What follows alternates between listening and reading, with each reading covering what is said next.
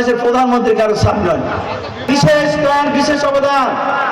ইতিমধ্যে আমাদের আলোচনা হয়েছে শিক্ষাতে আগামী অর্থ বছরে এই যে শিক্ষার ব্যয় বরাদ্দের কথা বলে ব্যয় বরাদ্দ বৃদ্ধি করা হবে। সুতরাং উন্নয়ন হবে, এই উন্নয়নের দায়িত্ব হবে মাননীয় প্রধানমন্ত্রী জনাব তারেক রহমান। আমি আপনাদের খাদেম, আপনাদের নির্বাচিত প্রতিনিধি হিসেবে আপনাদের পাশে রয়েছে। উন্নয়ন আপনাদের সবগুলো হবে। আপনাদের উপরে দুটা দায়িত্ব দিব।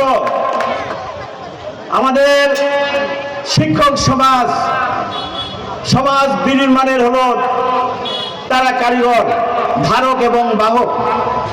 আপনারা পারেন একটা সুন্দর জাতি উপহার দিতে, সেই কাজটা আপনাদের করতে হবে। এখান থেকে শিক্ষা জীবন থেকে এই ছাত্র ছাত্রীদের মধ্যে মানবিক গুণাবলী প্রতিষ্ঠা করার কাজ আপনাদেরকে নিতে হবে। আর এই শিক্ষক সমাজের উপর আমি দায়িত্ব দিলাম। এই শিক্ষক সমাজ হলো শ্রদ্ধা শিক্ষক সমাজ।